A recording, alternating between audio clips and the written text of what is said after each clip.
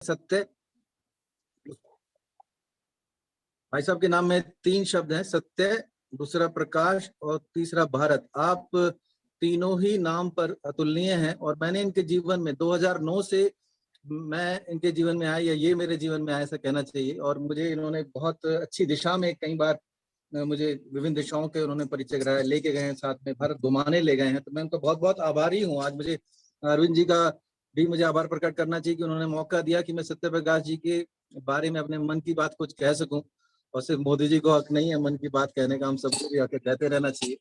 और सत्य प्रकाश जी भी आज मन की बात कहें, तो इसमें पूरे देश में जो उन्होंने मुझे मौका दिया विभिन्न धाराओं के लोगों को जानने के लिए, ये अद्वितीय रहा है। और मैं बीच में जब भी एक बीच बीच में नौकरी पेशा भी रहता हूँ, नौकरी से या मेरे जो और कार्य से मौका मिलता है, सत्य भैया जब भी कहते हैं साथ चल लेते हैं।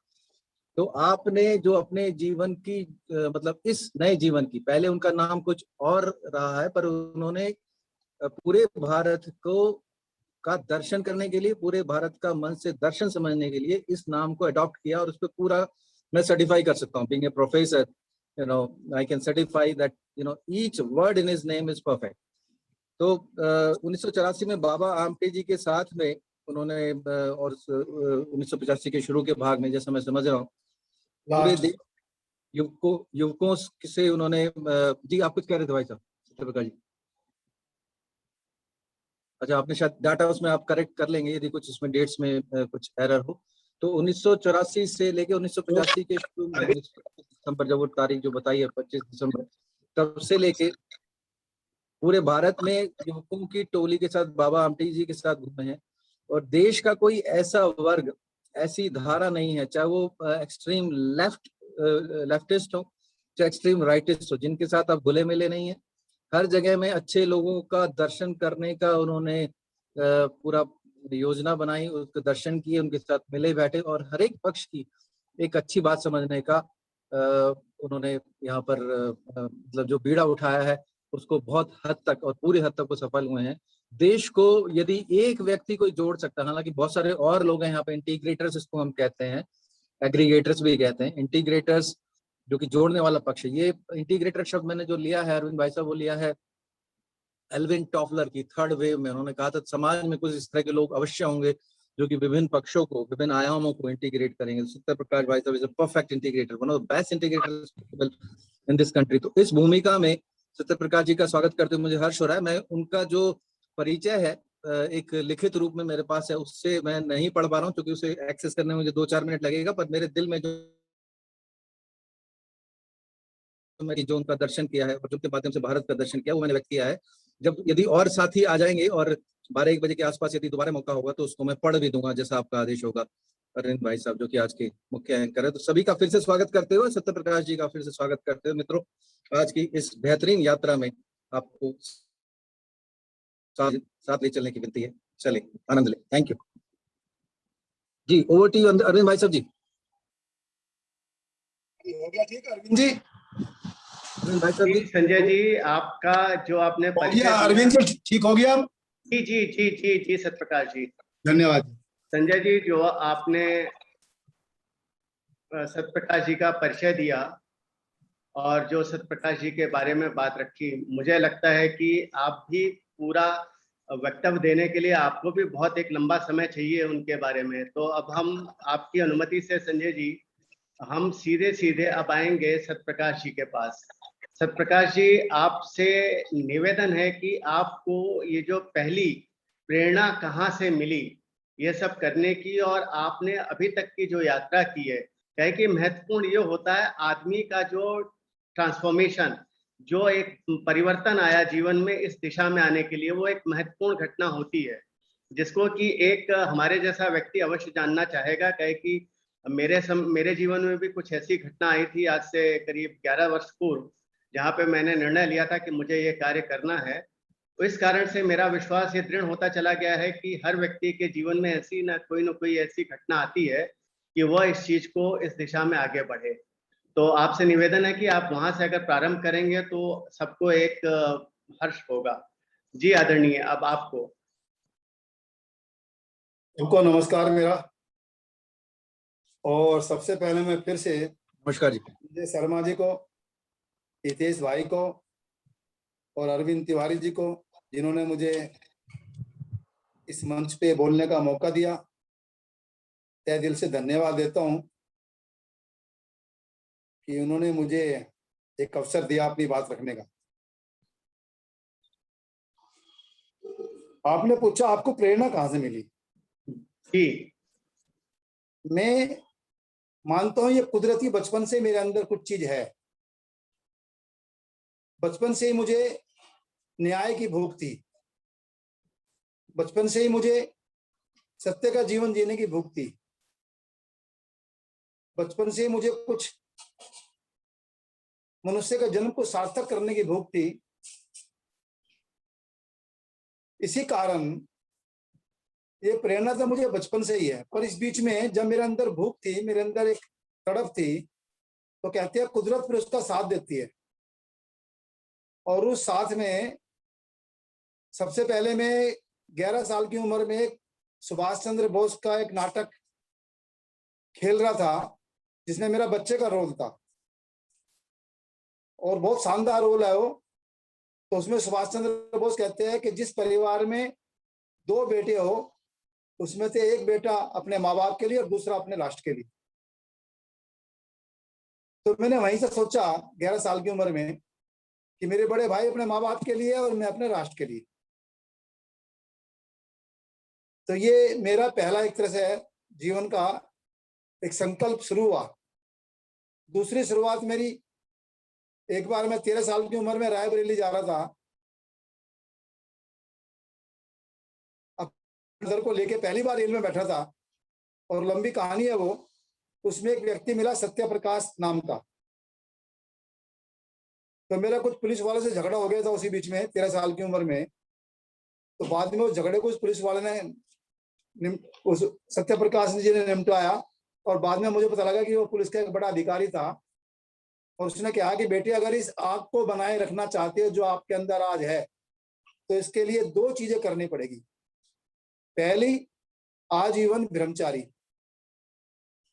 दूसरी, सरकारी नौकरी कभी मत करना। आजीवन ब्रह्मचारी जी सको तो, सरकारी नौकरी कभी मत करना। तो ये दूसरा व्यक्ति सत्य प्रकाश मेरे जीवन में सिर्फ एक रात का सफर था। वो एक रात को मुझे मिला, उसके बाद ना कभी मिला ना कोई मतलब। तो ये व्यक्ति मेरे लिए भी बड़ा महत्वपूर्ण रहा। प्रकाश भाई साहब, आपकी आवाज थोड़ी कम आ रही है। थोड़ी सी आवाज आपकी बढ़ जाए, लोग सुनना चाह रहे हैं, सुन नहीं पा रहे हैं। अच्छा, तो अब आवाज आई ठीक? हाँ, थोड़ी बढ़ी है।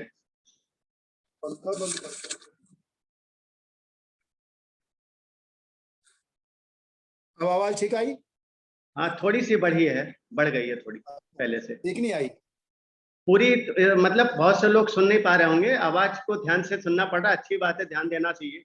नहीं, मैं थोड़ा आराम से बोलूंगा, कोई बात नहीं। जी जी जी। तो मैं कह रहा था कि सत्य प्रकाश नाम का एक व्यक्ति मेरे जीवन में आया, जिसने मुझे बड़ा प्रेरित किया। और 2 संकल्प, एक तरह से 2 बात कही कि एक तो आजीवन ब्रह्मचारी और दूसरा कभी भी गवर्नमेंट सर्विस मत करना, सरकारी नौकरी मत करना। तो मुझे इस व्यक्ति की बात पता नहीं छू गई और मैंने वहीं से एक संकल्प लिया कि मैं इसको करूंगा। और जब मैंने 25 साल के ने घर छोड़ने की सोची, उसी टाइम मैंने एक संकल्प और लिया कि मैं 25 साल तक अपने माता पिता के लिए और 25 साल के बाद अपने राष्ट्र के लिए जीऊंगा, समाज के लिए जीऊंगा। वहीं से मैंने संकल्प लिया। और मैंने जब 25 साल के ने 25 साल मेरे पूरे हो गए, वो एक घटना करा मैं बड़ा, उसको मैं नहीं जाऊंगा मैं अभी। तो मैंने जब घर छोड़ा तो मैंने उसी के नाम पे अपना नाम सत्य प्रकाश रखा। और फिर सरनेम क्या होगा मेरा? तो मैंने कहा सरनेम मेरा कुछ नहीं, भारत मेरी माँ है और वही मेरा सरनेम है। मैं भारत के लिए जीऊंगा और भारत के लिए वही मैंने सत्य प्रकाश भारत अपना नाम रखा। इस प्रकार मेरे जीवन की शुरुआत हुई। और फिर एक लंबी कहानी है कि कैसे मैंने 31 दिसंबर को घर छोड़ के चला एकदम, और कैसे ट्रेन में बैठा, ट्रेन ने मुझे कहाँ पहुंचा दिया। फिर जैसे फिर पूरा भारत, आज 36 साल का समय है, इसमें मैं लंबा अनेक लोगों से मिला जुला, अनेक लोग मेरे जीवन में टकराए, अनेक लोग जीवन में आए। और मेरे इस बीच में मैं आपको एक बात और कह दूं, 173 जिंदे गुरु है, 173। सबसे पहले सत्यनारायण गोयनका जी, विपसना वाले, जिन्होंने मुझे धर्म अध्यात्म के बारे में थोड़ा सा आगे बढ़ाया। और अंतिम गुरु है मेरे ए नागराज जी। उस बीच में जिंदे बाकी जय कृष्णमूर्ति, अरविंद, कृष्ण, भगवान श्री कृष्ण, है ना, जीसस, पैगंबर, राम, अनेक लोग हैं, वो तो अलग बात है। तो इस तरह मेरे जीवन में अनेक लोगों ने प्रेरणा दी, पर 173 जीवित लोगों ने मेरे जीवन में छोटी छोटी भूमिका निभाई, जिसके कारण आज मैं आपके सामने बैठा हूं या खड़ा हूं। विचारों से क्या हो या जो भी क्या हो, मैं आज उनसे बना हूं। उनके प्रति मेरा बहुत बहुत प्रणाम, कृतज्ञता, जिन्होंने मेरे जीवन में, मेरे विकास में एक भूमिका निभाई। तो मुझे लग रहा है कि मैंने जो आपने बात कही थी, मैंने उसका उत्तर दे दिया। अब आगे कुछ। जी अरविंद जी। नहीं, आपसे अरविंद जी, निवेदन है आवाज आ रही कि है? जो आप सुन पा रहे हैं? हाँ, सुन पा रहा हूँ। आपसे निवेदन है कि आपने बहुत से राज्यों में घूम घूम करके पूरे भारत में आपने अनुभव किया, और आपकी एक बात जो सबके सामने आनी चाहिए वो ये कि आपने जहां जहां काम किया वहां के गांव की आपने जो जिसे कहते हैं ताने बाने फैब्रिक पे काम किया, और उन लोगों को जोड़ने का काम किया, उन्हीं की बातों को लेकर के, उन्हीं को बता करके, सिखा करके। उस पे आप थोड़ा सा विस्तार से प्रकाश डालें, क्या है कि ये जोड़ने का सबसे महत्वपूर्ण कार्य होता है जो आपने किया है।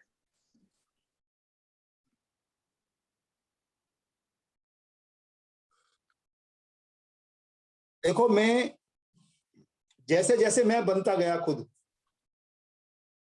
वैसे वैसे मेरे मजबूत विचार लोगों को छूते रहे। मैं तकरीबन, मैं कह सकता हूँ 70-80% जिले घुमा हूंगा, देश के जिले। नॉर्थ ईस्ट भी बहुत बारीकी से घुमा मैं, मिजोरम, नागालैंड, मणिपुर, आसाम, त्रिपुरा, ये भी बहुत बारीकी से घुमा। साइकिल यात्रा मैंने एक की, जिसमें मेरे साथ 125 युवा थे, है ना। बाबा आमटे के साथ कन्याकुमारी से कश्मीर, ईटानगर से लेके द्वारका तक 125 युवा थे मेरे साथ, और बाबा आमटे खुद थे, जिसमें साइकिल यात्रा के द्वारा हमने पूरे देश को देखा। उसके बावजूद मैंने अलग अलग, जहां मुझे लगा कि यहाँ जाना चाहिए, यहाँ देखना चाहिए, यहाँ समझना चाहिए, वहां मैं गया। और मैं कहता था, मांगना नहीं, खरीदना नहीं, पहचान वाले के खाना नहीं, और भूखा रहना नहीं। मांगना नहीं, खरीदना नहीं, पहचान वाले के खाना नहीं, और भूखा रहना नहीं। यह है एक आत्मविश्वास कि एक अंतिम आदमी जब इस देश में जी सकता है,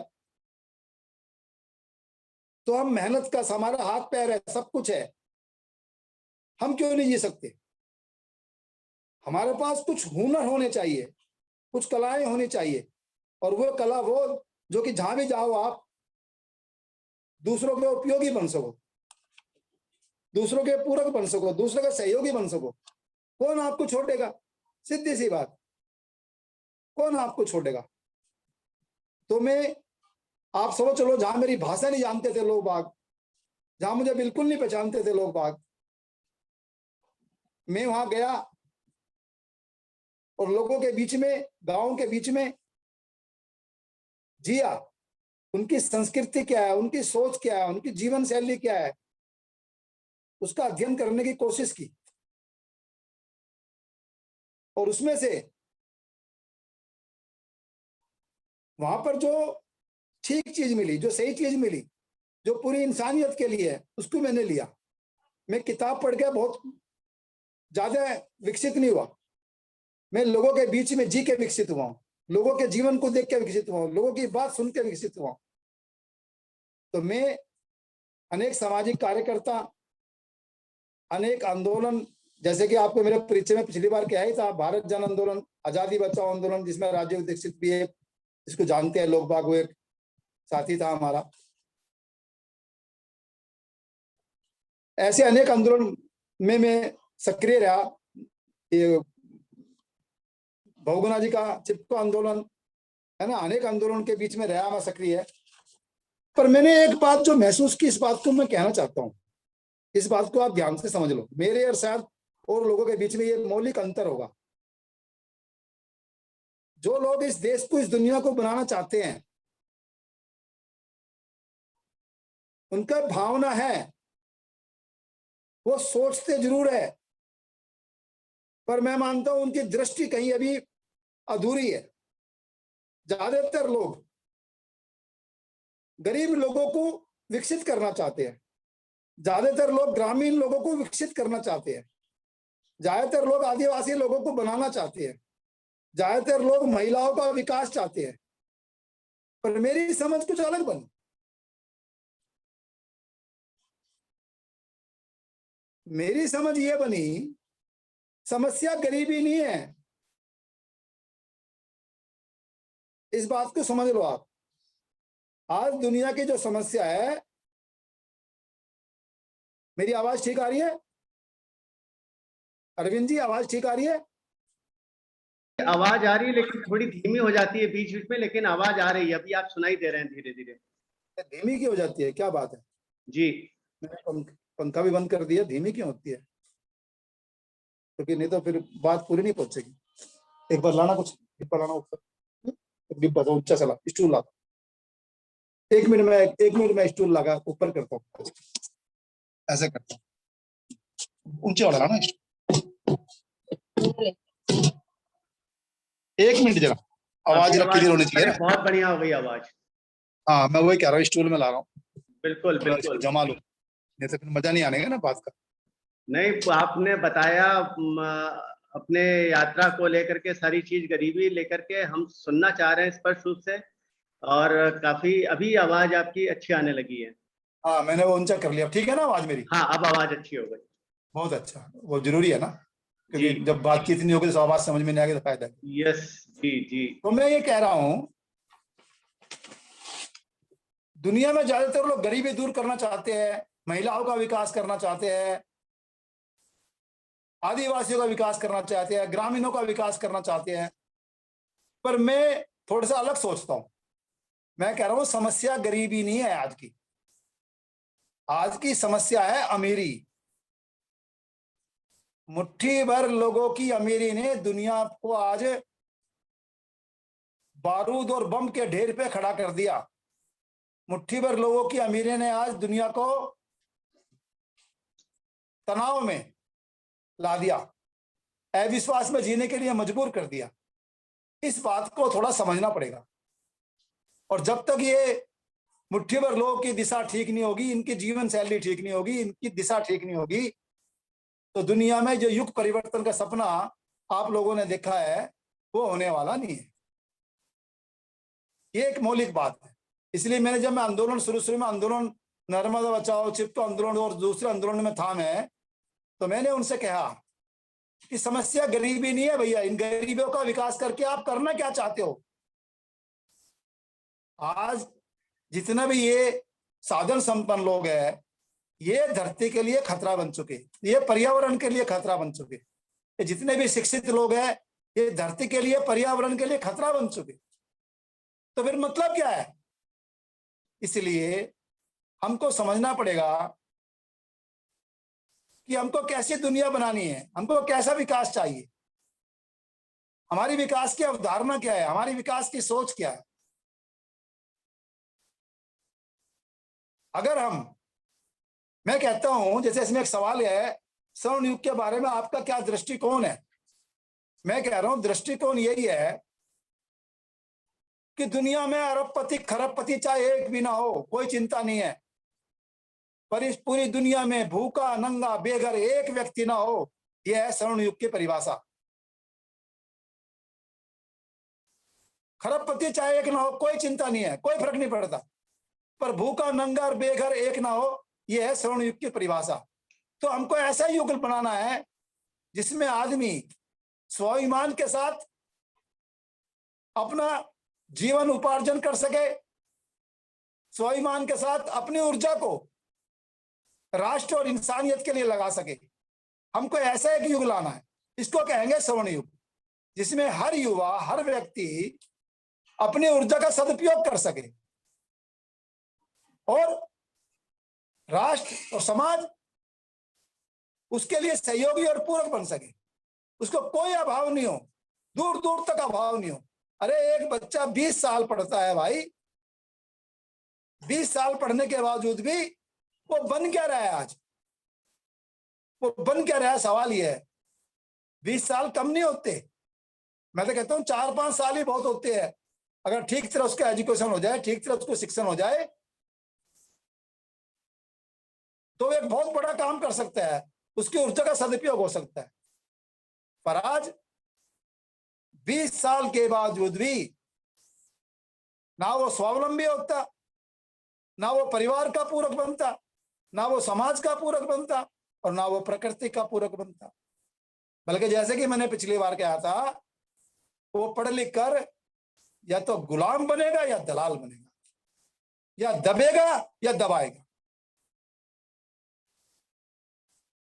अब आपको, जैसे कि मैंने पिछली बार कहा था, इस अव्यवस्था के सामने व्यवस्था को खड़ी करना है। आज जिसको हम व्यवस्था कहते हैं, ये व्यवस्था नहीं है, ये शासन है, ये भय का शासन है,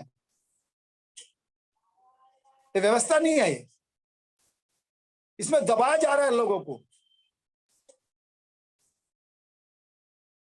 डराया जा रहा है लोगों को, धमकाया जा रहा है लोगों को, स्वाभिमान नहीं जगाया जा रहा। जैसे कि मैंने पिछली बार कहा था, 80 करोड़ लोगों को 4 किलो गेहूं और 2 किलो चावल देकर हम सोचते हैं हमने बहुत बड़ा काम कर दिया। मेरा जैसा व्यक्ति शर्म के मारे मर जाता है। 70-75 साल के बाद भी इस देश में हम लोगों को 2 जून की भोजन नहीं दे पाए। क्या करा हमने और क्या कर रहे हैं हम आज? तो इसलिए हमको विचार करना पड़ेगा। जब हमने एक सपना देखा है, और बहुत खुशी की बात है, सपना देखा तो सही किसी ने, है ना, प्रोजेक्ट युग परिवर्तन, स्वर्ण युग का सपना देखा है। उस स्वर्ण युग की परिभाषा क्या है, उसमें लोगों की जीवन शैली कैसी होगी, उसमें लोगों के कार्य कैसे होंगे, उसमें लोगों का व्यवहार कैसे होगा, आदमी आदमी के साथ और आदमी का पूरी प्रकृति के साथ। ये एक महत्वपूर्ण मुद्दा है। अगर हम इसको स्पष्ट समझ नहीं रख पाए तो हम लास्ट में फिर निराश हुए। इसलिए मैं चाहता हूं कि जो भी लोग स्वर्ण युग का सपना देखते हैं, उसके लिए उसकी दृष्टि भी क्लियर हो। और मेरा अपना मानना है, मेरी अपनी समझ है कि दृष्टि स्पष्ट का मतलब है, क्लियर का मतलब है कि भैया मैं एक शिक्षित व्यक्ति हूं, मैं एक पढ़ा लिखा व्यक्ति हूं, मैं एक समझदार व्यक्ति हूं। मैं अपने साथ, मैं अपने परिवार के साथ, मैं अपने समाज के साथ और मैं पूरी प्रकृति के साथ सामंजस्य पूर्वक, संतुलन पूर्वक जीना जानता हूं। मुझे इससे ज्यादा चाहिए नहीं और इससे कम में काम चलता नहीं। मेरी आवश्यकताएं मैं खुद तय करूंगा। मेरी आवश्यकताएं टीवी तय नहीं करेगा, मेरी आवश्यकताएं पड़ोसी तय नहीं करेगा कि मेरा पड़ोसी वो मेरी आवश्यकताएं तय करेगा या टीवी मेरी आवश्यकताएं तय करेगा, है ना। इसलिए जब हम युग परिवर्तन की बात कर रहे हैं तो मानव क्या है, मानव का लक्ष्य क्या है, मानव को करना क्या है इस धरती पर, इसके बारे में एक स्पष्ट सोच रखनी पड़ेगी।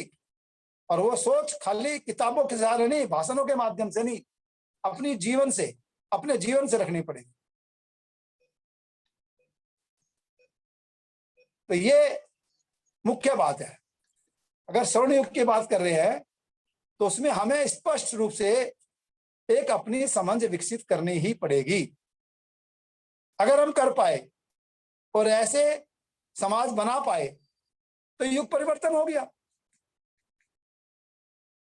नहीं तो ठीक है, अभी तक बहुत से लोग आए, अपनी बात कह रहे हैं, चले गए, है ना, और हम भी अपनी बात कह के चले जाएंगे कुछ दिन के बाद।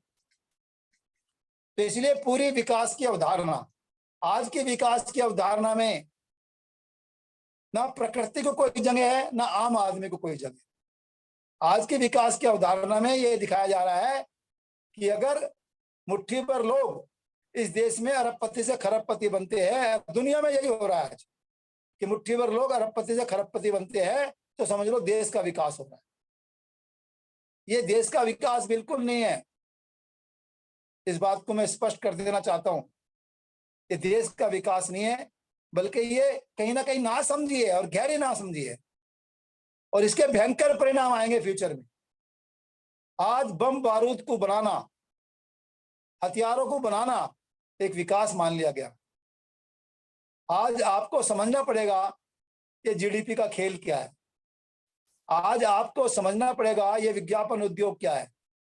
आज आपको समझना पड़ेगा ये शेयर उद्योग क्या है। आज आपको समझना पड़ेगा कि आपकी अर्थव्यवस्था, आपकी शिक्षा व्यवस्था, आपकी न्याय व्यवस्था, आज की चिकित्सा व्यवस्था ये कर क्या रही है।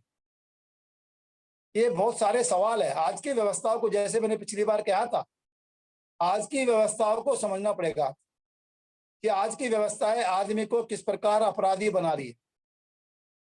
अपराधी बना रही है, मैं शब्द उपयोग कर रहा हूं, इसको समझना पड़ेगा। जबकि व्यवस्थाओं का काम है आदमी को इंसान बनाना, अपराध से रोकना, एक सही दिशा देना, पर आज उल्टा हो चुका है, इसको समझना पड़ेगा। इसीलिए सारे अच्छे प्रयास आज निराशा में बदल गए, सारे अच्छे प्रयास आज निराशा में बदल गए।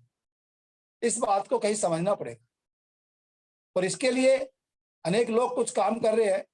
सुरेंद्र भाई से आपने कुछ सुना, महेंद्र भाई से भी आपने कुछ सुना, है ना, उन्होंने कुछ मेहनत की है ना, समझना पड़ेगा। और फिर हमें एक पूरे विश्वास के साथ अपने जीवन को जीतते हुए स्वावलंबन और स्वाभिमान के साथ उस तरह पूरी दुनिया को कैसे हम एक दिशा दें, कैसे हम एक रोशनी दें, कैसे हम स्वर्ण युग का आह्वान करें, ये आज का कार्य है। इसका हितेश जी ने, इसका आप लोगों ने जिम्मेवारी ली है, इसलिए मैं आपके साथ खड़ा हूं और खड़ा रहूंगा, क्योंकि ये आज की आवश्यकता है। अगर हमने ये काम नहीं किया तो हम तड़पेंगे, क्योंकि हम सब अच्छे लोग हैं, हम सब शुभ चाहते हैं। जब शुभ नहीं होता तो हम तड़पते हैं, हम रोते हैं, हम चिल्लाते हैं। इसलिए हमको एक दूसरे का साथ देना ही पड़ेगा, एक दूसरे के साथ खड़ा होना ही पड़ेगा, और यही हमारा धर्म है, यही हमारा काम है धरती के ऊपर, और उसको हमें करना ही होगा। इसलिए इन सब चीजों के ऊपर विस्तार से चर्चा हो, बातचीत हो, और हमारी एक सोच बने, और उस सोच को हम आज के ये जो आधुनिक टेक्नोलॉजी का युग है, इसके माध्यम से दुनिया के सामने रखें।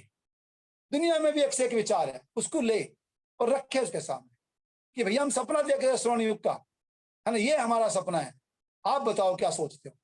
अगर हम कहीं उस सपने को एक सामूहिक सामाजिक सपना बना पाए तो समझ लो कि हम कुछ कर पाए, हम कुछ कर पाए। नहीं तो आज जो मुझे दिख रहा है,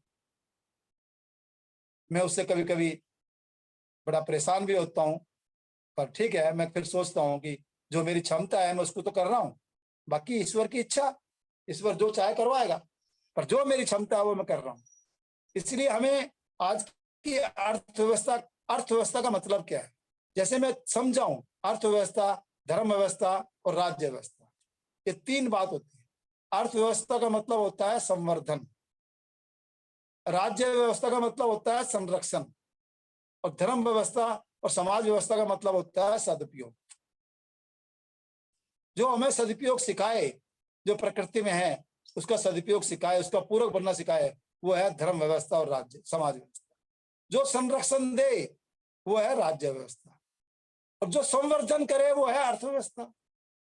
आज की अर्थव्यवस्था में तो प्रकृति का भी विनाश है और करोड़ों करोड़ों लोगों का विनाश है। ऐसी अर्थव्यवस्था बन गई, और उसमें मुट्ठी भर लोग खरबोपति बनते जा रहे हैं, और हम सब बड़े गर्व से कह रहे हैं कि हम विकसित हो रहे हैं, हम आगे बढ़ रहे हैं। ऐसे विकास से क्या लेना जिसमें पर्यावरण के संकट खड़ा हो गया, जिसमें समाज का संकट खड़ा हो गया, जिसमें परिवार में संकट खड़ा हो गया, और जिसमें मेरे जीवन में भी संकट खड़ा हो गया। ऐसी अर्थव्यवस्था का, ऐसे विकास का, ऐसी शिक्षा व्यवस्था का क्या करना। ये मेरा सवाल है। आज की शिक्षा व्यवस्था ने, आज की अर्थव्यवस्था ने आदमी के जीवन में, परिवार के जीवन में, समाज के जीवन में, प्रकृति के जीवन में असंतुलन पैदा कर दिया। और खास तौर से ये पढ़े लिखे जो लोग हैं, इन्होंने बुरी तरह, अहंकार इनके अंदर इतना है कि पूछो मत। पर इन्होंने दिया क्या? क्या अपने को दिया, क्या परिवार को दिया, और क्या समाज और प्रकृति को दिया? सवाल ये है आज इनसे पूछना पड़ेगा, ये संवाद करना पड़ेगा, पूरे देश में नहीं पूरी दुनिया में करना पड़ेगा। और उसका माध्यम है ये आज का ये जो आपका टेक्नोलॉजी है, आज का जो ये सोशल मीडिया है, जो भी है, ये आज के माध्यम है। तो जब हम इन सवालों को खड़ा करेंगे और एक ऐसी जीवन शैली को खड़ा करेंगे जिसमें कि व्यक्ति, परिवार, समाज और प्रकृति के बीच में हम संतुलन के साथ, सामंजस्य के साथ और खुशहाली के साथ जी सके, तो जब हम कहेंगे कि अब हम स्वर्ण युग का सपना देख रहे हैं और स्वर्ण युग का सपना पूरा होगा, है ना। नहीं तो हमारी बात केवल बात ही बात रह जाएगी, नहीं तो हमारी बात केवल बात ही बात रह जाएगी। मैं भी अपनी बात यहाँ रोकता हूँ, और कोई सवाल आपके दिमाग में आ रहा है तो करिए, मैं जो मेरी समझ है मैं उसको बताने की कोशिश करूंगा। सत्यप्रकाश जी, आपने जो बात रखी स्वर्ण युग की ओर और हितेश जी के प्रयासों को हमारे पूरे दल के, जिसका कि मैं ये व्यक्तिगत रूप से और आपकी अनुमति से यह मानता हूं कि आप भी इसके दल हैं, क्योंकि आपने भी बोला कि आप भी इसीलिए हमारे संग जुड़े हुए हैं। तो जब यह बात आती है, हम लोग युग परिवर्तन के लिए कार्य कर रहे हैं, तो उसमें आपने कुछ बिंदु रखे। उसमें से एक तो आपने जो मुख्य बात कही, अमीरी समस्या है, गरीबी नहीं। इस पे थोड़ा सा आप विस्तार से बताएंगे? जरूर जरूर जरूर जरूर, ये मेरी एकदम बहुत अपनी सोच है। मैं कह रहा जब हूँ आपकी दुनिया सोच में है तो किसी आपने अनुभव के आधार पे कहा कि आपने गांव-गांव घूमे हैं और पूरे भारत का मुख्य अधिकतर हिस्सा आपने अपने भ्रमण काल में तय किया है, उसको नापा है, तो आपके अनुभव जमीनी स्तर पे हैं, तो वो बहुत ही हमारे लिए महत्वपूर्ण होंगे, उन्हें अवश्य आप बताएं। देखिए, जो आज भी ग्रामीण व्यक्ति है वो प्रकृति के लिए, समाज के लिए, आप ध्यान से देखो, परिवार के लिए कहीं ना कहीं पूरक है, सहयोगी है ना। और वो जीवन को जी रहा है। वो अगर पीड़ित है आज, तो पीड़ित आज की योजनाओं से है, आज की व्यवस्थाओं से है। क्योंकि शिक्षा के नाम पर एक किसान के बेटे को पढ़ाई के लिए लाखों रुपए खर्च करने पड़ती है। उसको ये आश्वासन दिया जाता है कि पढ़ लिख कर तो बड़ा आदमी बनेगा, पढ़ लिख कर तो अच्छा आदमी बनेगा। पर पढ़ने लिखने के बाद वो ना इधर का ना उधर का, नौकरी उसको मिलती नहीं, नौकरी वो कर पाता नहीं, और नौकरी करेगा भी तो कौन सी नौकरी करेगा? उसमें उसको अपने परिवार को छोड़ना पड़ेगा, परिवार से दूर जाना पड़ेगा, और किसी मल्टीनेशनल में उसको गुलामी करनी पड़ेगी। उसकी पसंद की नौकरी से मतलब नहीं है, वो सिर्फ पैसों के लिए नौकरी करेगा। तो इसलिए मैं कह रहा हूं, आज ये जो अमीरी है, जो अमीर जिनको कह रहे कि आज वो पैसा कमा लिया, उनका जीवन क्या है? ना वो अपने परिवार के, ना अपने समाज के, और ना पूरी प्रकृति के। प्रकृति का विनाश का सबसे बड़ा कारण तो वही लोग है ना। इसलिए मैं कह रहा हूं कि अगर ये शिक्षित लोग अगर अपनी जीवन शैली ठीक कर ले और एक जीने का मॉडल बनाए जिसमें प्रकृति, समाज और परिवार और मैं, चारों के बीच में संतुलन रहे, और चारों के बीच में संवर्धन रहे, चारों के बीच में संरक्षण रहे, चारों का सदुपयोग हो, तो सोचो कैसी दुनिया होगी। पर इनके जीवन में ना संतुलन है, ना संवर्धन है, ना संरक्षण है, और ना सदुपयोग है। इसलिए आज अमीरी जो है वो पूरी मानव जाति के लिए, पूरी प्रकृति के लिए संकट बनी हुई, क्योंकि इनकी दिशा ठीक नहीं है। इनकी दिशा ठीक होना बहुत जरूरी है। आज पर्यावरण का पूरी दुनिया में, दिल्ली हर बार अरविंद केजरीवाल कहता है गैस चैम्बर बन गया, गैस चैम्बर बन गया। अरे भाई, गैस चैम्बर नहीं बनेगा तो क्या बनेगा? हर आदमी को गाड़ी चाहिए। अरे भाई, क्यों चाहिए हर आदमी को गाड़ी? आवश्यकता है क्या? व्यवस्था ऐसी बनाओ जो कि सबके लिए सहज हो, सरल हो। ऐसी व्यवस्था बना रहे जो मुट्ठी भर लोगों के लिए और दूसरे लोगों के अंदर इच्छा पैदा कर दे, इच्छा पैदा कर दे। वो कहते हैं आज जितनी इच्छाएं होंगी उतना विकास होगा। अरे भैया, मूर्खतापूर्ण सिद्धांत। कभी कहते थे कि इच्छाएं को कंट्रोल करना, अपनी इच्छाओं को रोकना। रोकना कंट्रोल की बात नहीं कह रहा, मैं तो कह रहा हूं इच्छाओं को समझना, सही इच्छाओं को समझना। मैं कंट्रोल और रोकने की बात ही नहीं कर रहा। वो इच्छाएं सही जो मेरे लिए, मेरे परिवार और समाज के लिए, प्रकृति के लिए सुखदायी हो। पर आज की इच्छाएं तो आदमी को, आदमी से ही काट रही है, आदमी को शैतान बना रही है। ये अमीरी लोग 2 लाख 3 लाख 4 लाख रुपए तनख्वाह, आप इनसे पूछो कि क्या करेंगे इतने पैसे का, क्या करेंगे इतने पैसे का, क्यों चाहिए इतना पैसा, जबकि एक आदमी को 10,000 की गारंटी नहीं है इस देश में महीने की, और दूसरी तरफ 10 लाख लेके भी कम लग रहा है, 2 लाख रुपए महीना लेके भी कम लग रहा है, क्यों? और उसके बाद 2 लाख तो तनख्वाह है, उसके ऊपर तो सारी कमाई अलग से। तो ये क्या बन गया आदमी, सोचो आप। इसलिए मैं कह रहा हूं कि अमीरी समस्या का मुख्य कारण, इसने पर्यावरण की समस्या पैदा की, इसने सामाजिक समस्या पैदा की, इसने आदमी आदमी के बीच में भेद पैदा किया, है ना, और इसने कई तरह के भेद पैदा किए। इसलिए संतुलन चाहिए। असमानता जितनी बढ़ेगी उतना खतरनाक होगा। असमानता संतुलित चाहिए, उंगली 5 उंगली है ना हाथ में, उस प्रकार की चाहिए। इसलिए मैं कह रहा हूं कि अमीरी आज, अगर यह आज साधनों का अभाव नहीं है, टेक्नोलॉजी ने, विज्ञान ने इतना कुछ दे दिया कि सचमुच बहुत उत्पादन है, पर उसका वितरण सही नहीं है। और वितरण सही इसलिए नहीं है कि मुट्ठी भर लोगों का लालच बढ़ाया जाए, उनकी दिशा गलत है। और मुट्ठी भर लोगों को देख के पूरी दुनिया की दिशा गलत है, पूरे देश की दिशा गलत है। तो जो ये सामर्थ्यवान लोग हैं, इनकी दिशा अगर ठीक होगी तो सबकी दिशा ठीक हो जाएगी। थोड़े बहुत लोग अगर फिर भी आपराधिक वृत्ति के रहेंगे तो उनको वैसे ठीक कर लेंगे, पर जब व्यवस्था ही अपराधी बनाने लगे आदमी को, उस समय क्या करेंगे? उस समय तो बहुत बुरा हाल होगा। इसलिए मेरा कहना है कि गरीबी समस्या नहीं है। एक समय था कि साधनों का अभाव था, आज साधनों का अभाव नहीं है अरविंद जी, आज साधन तो भरपूर है, कई गुना ज्यादा है। बटन दबाओ साधन हाजिर, पर साधनों का सदुपयोग कैसे करना है, साधन कितने चाहिए हमें, है ना, ये निश्चित नहीं है, ये निश्चित नहीं है। इसलिए मैं कह रहा हूं कि अमीरी समस्या का मुख्य कारण है आज गरीबी नहीं है। और हम गरीबी दूर कर रहे हैं। गरीबी दूर करके क्या बनाऊंगा, उनको शहरों में ले आऊंगे भाई, गांव छुड़वा दोगे उनसे, शहरों में ले आऊंगा। शहरों में क्या करेगा, दलाली करेगा, गुलाम भी करेगा, पैदा तो कुछ होता ही नहीं है, उत्पादन तो कुछ होता ही नहीं, तो पूरी दिशा ही विपरीत होगी। शहरी जीवन भोग है, विनाश है, ग्रामीण जीवन योग है, विकास है। ये सोचना, योग केवल ग्रामीण जीवन में ही है। शहर चाहिए, मैं नहीं कह रहा शहर नहीं चाहिए, पर उसमें एक समझ वाले लोग जीने वाले चाहिए, जिसके पास समझ हो, जिसके पास हुनर हो, जो देने की भावना रखते हो।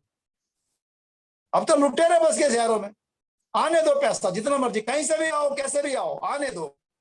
अब तो उदाहरण भरे पड़े हैं उसके, एक दो थोड़ी ना है। और उसको हम बड़ा आदमी मान रहे, उसको हम सम्मानित व्यक्ति मान रहे, उसको हम सभ्य व्यक्ति मान रहे। जो जितना लूट सके वो बड़ा आदमी, वो सभ्य आदमी, वो सम्मानित आदमी, उसके गले में माला है। इसलिए कह रहा हूं अमीरी समस्या है आज, इस अमीरी को रोकना होगा, इसको संतुलित करना होगा, जब जाके कहीं स्वर्ण युग की बात आगे बढ़ पाएगी।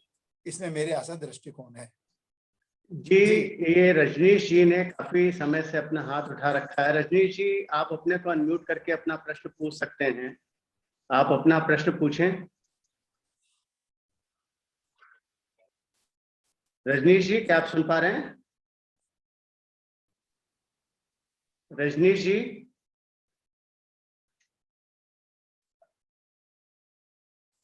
इधर श्रीनिवास जी, आप अपना प्रश्न पूछ सकते हैं। आप अपने को अनम्यूट करिए। कृपया हिंदी में पूछे, ये मेरा ध्यान रखे, मेरे को इंग्लिश भैया बहुत अच्छी नहीं आती। नहीं, आप अपना वीडियो भी ऑन करिए, क्या कहते हैं। हाँ, संजय शर्मा उसको ट्रांसलेट कर देंगे। So if you don't know English, then I think I'm your enemy, sir. You ask Sanjay Sharma translate. नहीं, I'll translate. Srinivas ji, please start your video. Okay, thank you. Namaskar, Satyaprakash ji. I like the way you put your name, Satyaprakash Bharat. I heard that story just now. And normally, I don't much like these people who do these andolans Rasta Rocos and that national rallies. Usually, I don't have great respect for such people. Why? Because the power of that, from my childhood, I did not see the power of those activities. But when you are talking about the problem in India or in this world is not Amiri. I'm sorry, it is not Garibi, but it is actually Amir. Yeah. That is the problem. I think at that instant of time, I developed a special love for you. I'm beginning to love you, sir, from that second. Thank you. Now, I have certain fundamental questions that we need to understand better, even more better. The first question is, are we against industrialization? Are we against productivity? Question number one. Question number आप समझ पाए आदरणीय क्या कह रहे हैं? जी, हाँ, कि आप इसके इंडस्ट्री के खिलाफ है क्या? नहीं, बिल्कुल नहीं। औद्योगिकीकरण और उत्पादकता नीतियों के नहीं, बिल्कुल खिलाफ नहीं हूँ। is not against. Okay. Now, the second question is, if we are not against industrialization, then is there a formula to which extent we can do mining? Why? Because I personally do not know the side effects of drilling and taking out crude oil as we please. I mean, mining coal as we please. I don't know what is the consequential effect. Why? Because the earth is suspended like a ball in the space and it is rotating. Maybe it may need lubrication and so many other balancing acts. So by indiscriminately doing mining, what are the side effects? I want to know the scientific factors behind that. So like this is the second point. And the third point is, I think majority of the greatest and richest people have not taken due consideration of the majority human beings in this world. They have not taken due consideration for them.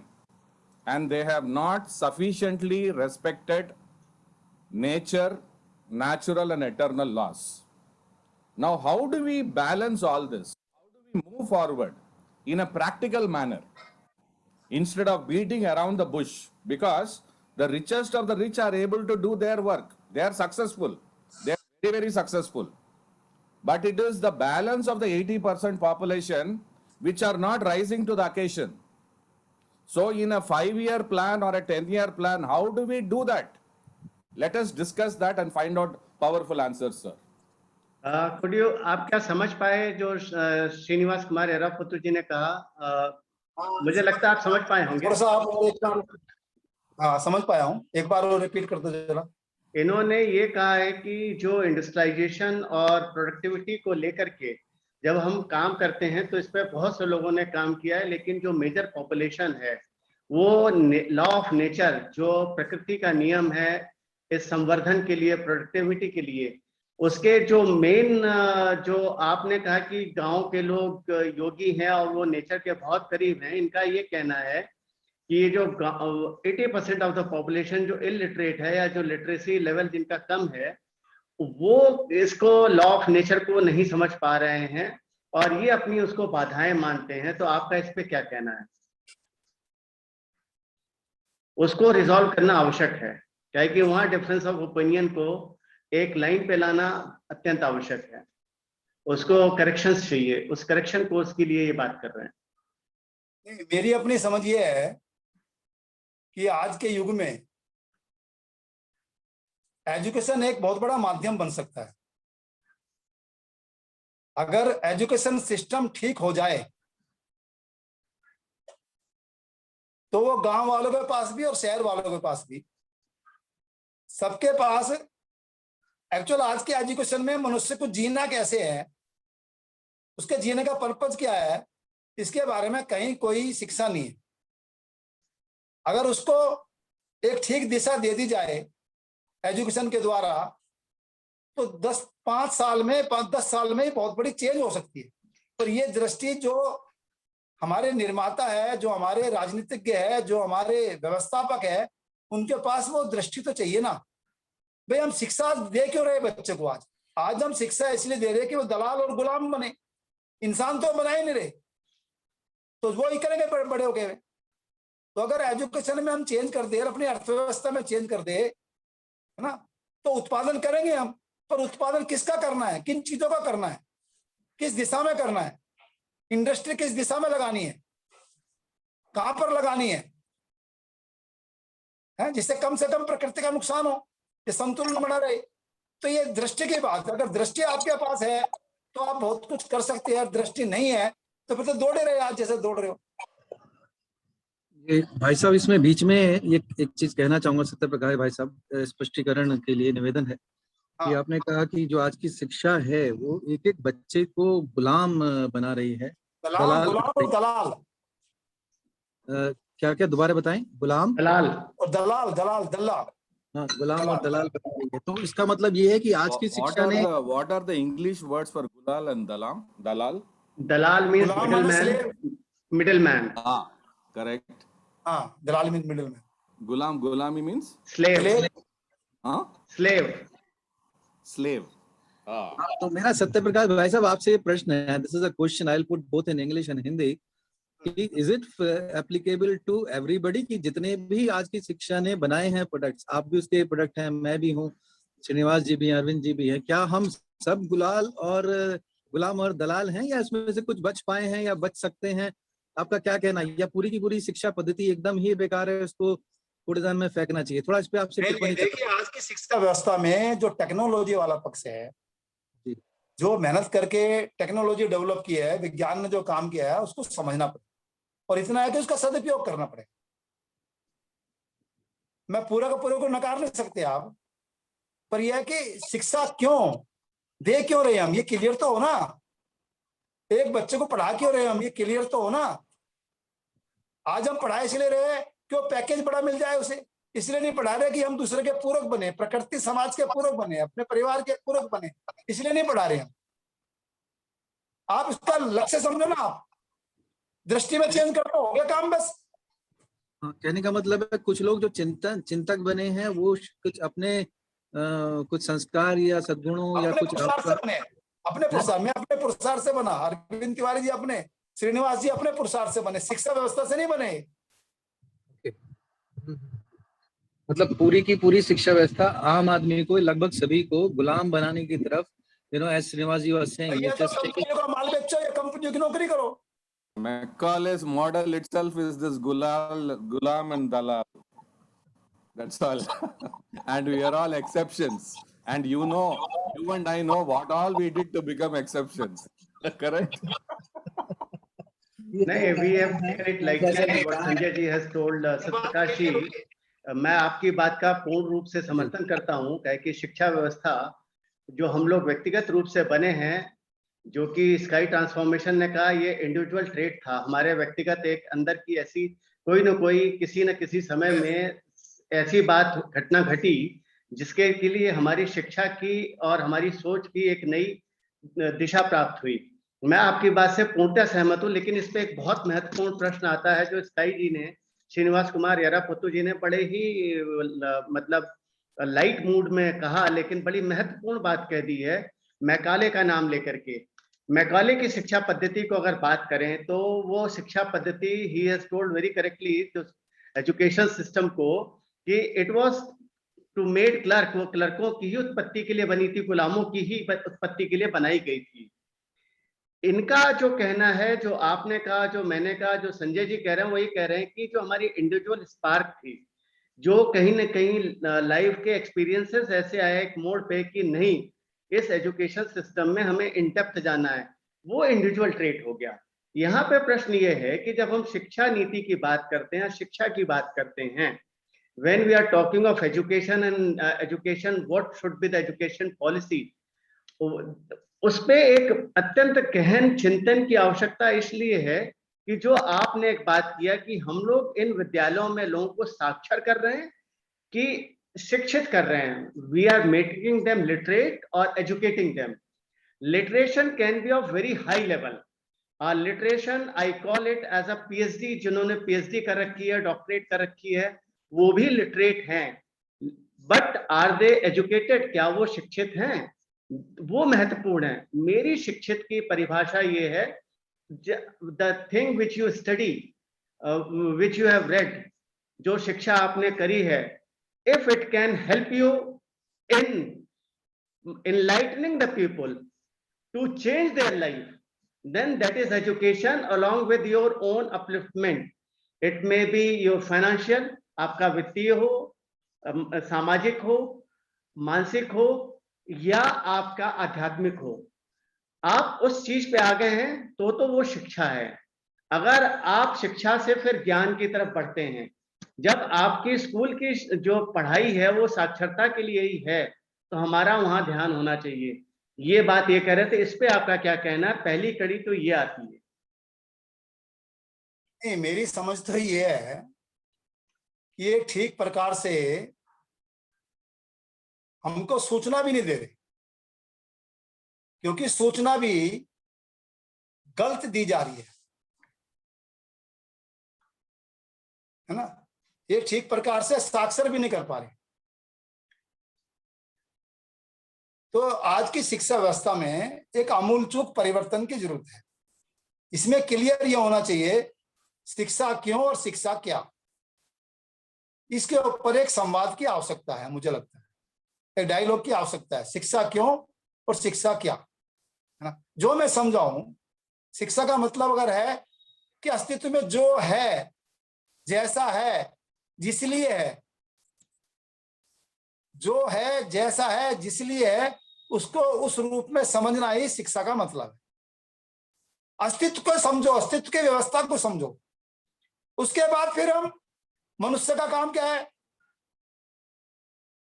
समझना, मानना और करना. अस्तित्व में जो है उसको समझो, समझ के मानो, और मान के फिर करो कि क्या भूमिका पूरक बनने की है. अस्तित्व को समझा नहीं, अस्तित्व की व्यवस्था को समझा नहीं, और हमने अपनी व्यवस्था बनानी शुरू कर दी अपने हिसाब से, तो सारी गड़बड़ हो शुरू हो. तो शिक्षा का मतलब है जो है, जैसा है, जिसलिए है अस्तित्व में, उसको वैसा समझना. अस्तित्व में क्या है? पदार्थ है, प्राण है, जीव है और ज्ञान है. 4 अवस्थाएं हैं. उनका कुछ भूमिका है, उनका कुछ प्रयोजन है. वो बिना प्रयोजन के, बिना भूमिका के नहीं आए. उसको समझा नहीं. तो इसलिए अमूल चूक परिवर्तन, और ये भारत करेगा तो दुनिया में मानने की इसको, क्योंकि आज ये टेक्नोलॉजी का युग है. अगर सही बात आपने कोई यहां से शुरू की तो दुनिया आपके साथ खड़ी है. ये मैं विश्वास से कह रहा हूं. मेरे भी देश भर में, दुनिया भर में कुछ मित्र है ना, आते हैं, रहते हैं, है ना, जबकि मेरे को इंग्लिश नहीं आती, उसके बावजूद बहुत आत्मीयता है. अगर सही बात आपने कोई कही तो दुनिया मानेगी, क्योंकि दुनिया सही जीना, सही सोचना, सही करना चाहती है. उसमें ही उसका आनंद है, उसमें ही इसमें मनुष्य के जीवन का सार्थकता है. नहीं तो अभी तक घसीट रही है अपने आप को. आज आदमी का आदमी पे बिल्कुल विश्वास नहीं रहा, खास तौर से शिक्षित लोगों का, खासतौर से पढ़े लिखे लोगों का, जो डिग्रीधारी लोग हैं. कोई विश्वास नहीं है. पति का पत्नी पे नहीं, बच्चों का माँ बाप पे नहीं, माँ बाप का बच्चों का नहीं. कहाँ विश्वास है? विश्वास. डॉक्टर, मरीज का डॉक्टर पे नहीं, फरियादी का वकील और कोर्ट कचहरी में नहीं, जजों पे नहीं. क्या हो गया? ये पढ़े लिखे लोगों का हाल कह रहा हूं मैं, अनपढ़ के नहीं कह रहा. अरे पढ़ने का मतलब क्या है? फिर कोई रिश्ता नहीं आपस में, कोई विश्वास नहीं आपस में, कोई संबंध नहीं आपस में पहचानते, तो फिर शिक्षा का मतलब क्या है? तुम पढ़ लिख के करोगे क्या? ना तुम्हें अपने साथ जीना आता, ना परिवार के साथ, ना समाज के साथ, ना प्रकृति के साथ, और कह रहे हैं हम पढ़े लिखे हैं जी. क्या करोगे भाइयों? बताओ क्या करेंगे? इसलिए इसके ऊपर गंभीर चिंतन की आवश्यकता है ना. और जब हम चिंतन करके कुछ चीज निकालेंगे, अमृत निकालेंगे, तो फिर श्रवण युग की शुरुआत होगी. उससे पहले हम सपने देखते हैं. बस इतना कहना है जी. आप, हम लोग जब तक ये बात आगे बढ़ाते हैं, कुछ लोगों ने अपने हाथ उठा रखे हैं, प्रश्न है उनके. ये रजनीश जी आप सुन पा रहे हैं? रजनीश जी आप अपने को अनम्यूट करके अपना प्रश्न पूछ सकते हैं जी, पूछिए रजनीश जी। हाँ जी, हाँ जी। मेरी आवाज आ रही है? हाँ जी बिल्कुल आ रही है। तो मैं रजनीश वर्मा एक कंप्यूटर इंजीनियर हूँ, 40 साल का अनुभव है जी और मैं सोशल वर्क में भी 40 साल का ही अनुभव है। आज बहुत ही सुंदर क्रांतिकारी विचार सुनने को मिले, इसके लिए आप सबको बहुत बहुत धन्यवाद। और सबसे इम्पोर्टेंट चीज और सबसे जरूरी चीज यही लगी है कि हमको गरीबी हटाने के बजाय हमको अत्यधिक अमीरी खत्म करनी है। खरबों रुपए वाले जितने अमीर बन रहे हैं वो शायद 5% भी नहीं है, और वो 95% वाले लोगों को कंट्रोल कर रहे हैं। उन सबको एक तरह का बंधुआ मजदूर बना लिया है उन्होंने। ये प्रथा बिल्कुल खत्म होनी चाहिए, क्योंकि ईश्वर ने, ऊपर वाले ने सबको सब चीज दी है, चाहे सूरज हो, चंद्रमा हो, प्रकाश हो, लाइट हो, जितने मिनरल्स हैं सब कुछ सबको दिए हैं। लेकिन यहाँ पर आकर हमने अपना सोशल सेटअप ऐसा बना लिया है कि सिर्फ 5% के लोगों ने सारा अधिकार अपने हाथ में ले लिया है, और हम सबको दिखाते हैं कि हमने देखो इतना चावल बांट दिया, गेहूं बांट दिया, एक तरह का दया दिखा दी बाकी सब मजदूरों के ऊपर। ये तो किसी भी तरह से पढ़े लिखे आधुनिक युग का कोई भी वो नहीं है, सिस्टम नहीं है, सही नहीं है। इस सब में आमूलचूल परिवर्तन की अत्यधिक आवश्यकता है। तो मैं, और जो भी इस समय सुझाव आ रहे हैं, जो भी डिस्कशन हो रहे हैं, बहुत ही सुंदर है, और मैं इसमें अपना योगदान जैसा भी होगा उसमें देने के लिए तैयार हूं। आप सबको बहुत बहुत पुनः धन्यवाद कि आपने इतना अच्छा ये आयोजन किया। सभी आयोजकों को, सत्य प्रकाश जी को और सभी को मेरा हृदय से धन्यवाद। नमस्कार। रजनीश जी आप हमारे बीच आए, अपने अपनी बात रखी, उसके लिए धन्यवाद। हाँ सत्य प्रकाश जी। मैं सिर्फ एक बात कहूंगा, 5% नहीं, गिनती के कुछ परिवार, गिनती के कुछ लोग, 1000-2000 लोग हैं बस, इसने पूरी दुनिया में संकट पैदा कर रखा है। 5% तो बहुत बड़ी संख्या, और तो बेचारे बहुत कुछ भी नहीं है।